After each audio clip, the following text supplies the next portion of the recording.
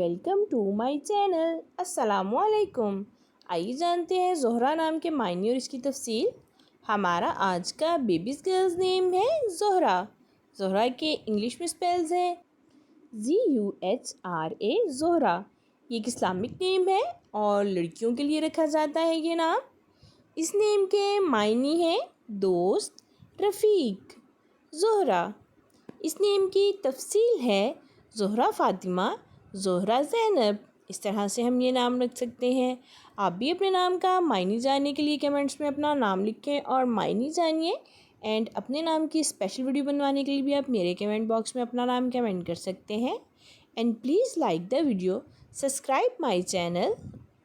Okay dears, फिर मिलेंगे new name new video के साथ। अपना ख्याल रखिएगा, दुआओं में याद रखिएगा। अल्लाह हाफिज़।